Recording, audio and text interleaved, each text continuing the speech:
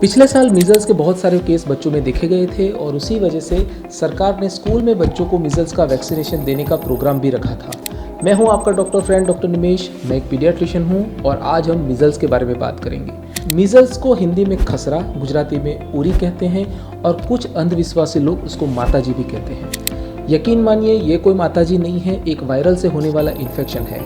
और जब मीज़ल्स की वैक्सीन की खोज नहीं हुई थी तब 15 साल से कम उम्र के बहुत सारे बच्चे मीज़ल्स की वजह से मर जाते थे। इसकी वजह से मीज़ल्स के बारे में जानना बहुत ही ज़रूरी होता है। मीज़ल्स एक आरएनए वायरस है जो पैरामिक्सोवायरस फैमिली का मेंबर है। मीज़ल्स सिर्फ इंसानों में होता है, मतलब ना हम ये इन्फेक्शन किसी जानवर या पंछी को दे सकते हैं ना उनसे हमको लग सकता है। मीज़ल्स का इन्फेक्शन ड्रॉपलेट से फैलता है, मतलब कि अगर किसी बच्चे को मीज़ल्स है और वो छींकता है, खांसता है, बोलता है, जो उसके लाड़ के जो छोटे छोटे ड्रॉप्सलेट्स होते हैं वो जब किसी बच्चे के शरीर में जाते हैं तो उसको मीज़ल्स का इन्फेक्शन देते हैं। वो उसके शरीर में जाके उसके नाक, गले और मुंह की जो चमड़ी होती है उसमें से हमारे शरीर में घुसते हैं। मीज़ल्स का इंक्यूबेशन पीरियड 8 से 12 दिन का होता है, मतलब कि अगर आपके बच्चे को आज मीज़ल्स का इन्फेक्शन लगता है तो 8 से 12 दिन के बाद उसको मीज़ल्स के कंप्लेंट्स दिखने चालू होंगे। मीज़ल्स के कंप्लेंट्स क्या होते हैं? मीज़ल्स के कंप्लेंट्स को हम दो हिस्सों में बांट सकते हैं, प्रोड्रोमल फेज और इरप्टिव फेज। प्रोड्रोमल फेज मतलब कि शुरुआत का फेज। उसमें क्या होता है? उसमें बच्चों को सर्दी खांसी जैसे ही लक्षण दिखते हैं। बच्चे को बुखार आता है, सर्दी होती है, खांसी होती है, स्नीजिंग होती है, नाक में से पानी निकलता है, आँख लाल हो जाती है, आँख में से पानी निकलता है और मुंह में सफ़ेद कलर के स्पॉट्स दिखते हैं जिसको कॉप्लिक स्पॉट्स भी कहते हैं। उसके बाद में आती है रैश, जिसे इरप्टिव फेज बोलते हैं। रैश मीज़ल्स का कार्डिनल फीचर है, मतलब कि हर बच्चे में रैश आती ही आती है।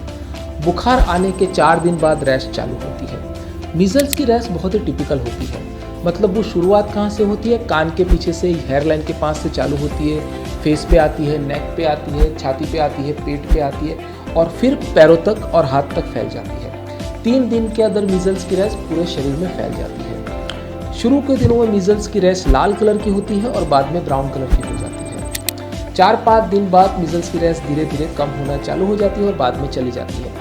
और उसके जाने का तरीका भी जैसे आई थी वैसे ही होती है, पहले यहाँ से जाती है, फिर यहाँ से और धीरे धीरे करके नीचे से चली जाती है। बुखार और रैश बच्चों में 7 दिन तक रहता है और अनकॉम्प्लिकेटेड केसेस में ट्रीटमेंट की भी ज़रूरत नहीं पड़ती है। मीज़ल्स के कॉम्प्लिकेशंस क्या होते हैं? कुछ बच्चों में मीज़ल्स के कॉम्प्लिकेशंस हो जाते हैं, जैसे कान में इन्फेक्शन हो जाता है, निमोनिया हो जाता है, चमड़ी का इन्फेक्शन हो जाता है, डायरिया, वोमिटिंग हो जाता है और सबसे ज़रूरी होते हैं ब्रेन के कॉम्प्लिकेशंस।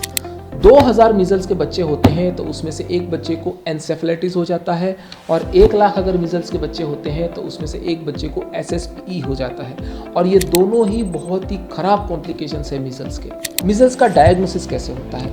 मीज़ल्स का डायग्नोसिस क्लिनिकल होता है, मतलब पेशेंट को देख के ही डॉक्टर को पता चल जाता है कि ये मीज़ल्स है। मैंने आज तक किसी पेशेंट्स में मीज़ल्स के डायग्नोसिस के लिए कोई टेस्ट नहीं करवाया होता है। मीज़ल्स की ट्रीटमेंट क्या होती है? इतना वीडियो देखने के बाद आप समझ ही गए होंगे कि नॉन कॉम्प्लिकेटेड केसेस के बच्चों में मीज़ल्स में ट्रीटमेंट की ज़रूरत होती ही नहीं है। मैं मीज़ल्स के ट्रीटमेंट को 3 हिस्सों में बांटता हूँ।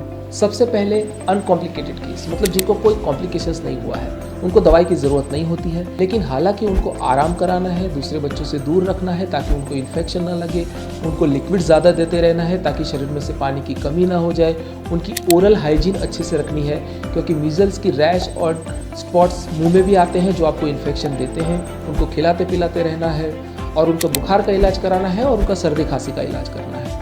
उसको सिम्टोमेटिक ट्रीटमेंट बोलते हैं, ज़्यादा कोई अलग से इलाज की ज़रूरत होती नहीं है। ट्रीटमेंट का दूसरा हिस्सा होता है विटामिन ए। बहुत सारे स्टडीज़ में देखा गया है कि जिन बच्चों को मीज़ल्स होता है और अगर उनको टाइम पे विटामिन ए दिया जाता है तो उनमें कॉम्प्लिकेशंस होने के चांसेस और उन कॉम्प्लिकेशंस की वजह से उनके मौत के चांसेस भी बहुत कम हो जाते हैं। तो 1 साल से ऊपर के बच्चे को 2 lakh international unit vitamin A और 6 महीने से 12 महीने के बच्चे को 1 lakh international unit vitamin A देना होता है और वो 2 दिन तक देना होता है। तीसरा हिस्सा होता है कॉम्प्लिकेशंस। कॉम्प्लिकेशंस बहुत ही कम किस्सों में होता है, लेकिन जब भी होता है तो उनका अलग से बहुत ही इंटेंसिव इलाज कराना ज़रूरी होता है। इस बात पे मैं बहुत भार देना चाहूँगा क्योंकि कुछ लोग जो गांव के लोग होते हैं वो मीज़ल्स को माताजी बोलते हैं यहाँ गुजरात में, और बच्चों का इलाज कराने से समझते हैं कि वो माताजी का अपमान कर रहे हैं। उसी वजह से वो ट्रीटमेंट कराने में और बच्चे को हॉस्पिटल लाने में देर करते हैं और उस वजह से मैंने बहुत सारे बच्चों की मौत होती हुई देखी है और उसका मुझे बहुत ही अफसोस है। तो प्लीज़ ये जानिए कि ये माताजी नहीं है, और अगर आपके बच्चे को मीजल्स में कॉम्प्लिकेशन है तो उसका इलाज तुरंत और जल्दी कराएं। तो वीडियो खत्म होने से पहले मैं मीजल्स के 3 इंपॉर्टेंट पॉइंट्स आपको बताऊंगा। पहला कि 90 to 95% केसेस में ये सेल्फ लिमिटिंग डिजीज़ है, इलाज की ज़रूरत पड़ती नहीं। दूसरा, विटामिन ए बहुत ही ज़रूरी है। और तीसरा, मीजल्स वैक्सीन। मीजल्स की वैक्सीन सरकारी संस्थानों में अवेलेबल है। 9 मंथ पे वो मीजल्स की वैक्सीन देते हैं, और जब मीजल्स के केसेस बढ़ जाते हैं तो वो स्कूल में भी मीजल्स का वैक्सीनेशन कराते हैं। तो अगर आप ये सब करा रहे होते हैं तो आपके बच्चों को मीजल्स के बचाने के लिए आपको प्राइवेट में वैक्सीनेशन लगाने की ज़रूरत नहीं है। इसी के साथ वीडियो खत्म होता है। मैं हूं आपका डॉक्टर फ्रेंड डॉक्टर निमेश। अगर आपको वीडियो अच्छा लगा है तो वीडियो को लाइक कीजिए, चैनल को सब्सक्राइब कीजिए। अगर आपका कोई सवाल है तो वीडियो के नीचे कमेंट करें। अगर आप ये जानना चाहते हैं कि बायोलॉजिकल क्लॉक क्या है, सर्केडियन रिदम क्या है, तो इस वीडियो को देखने के बाद ये वीडियो ज़रूर देखें।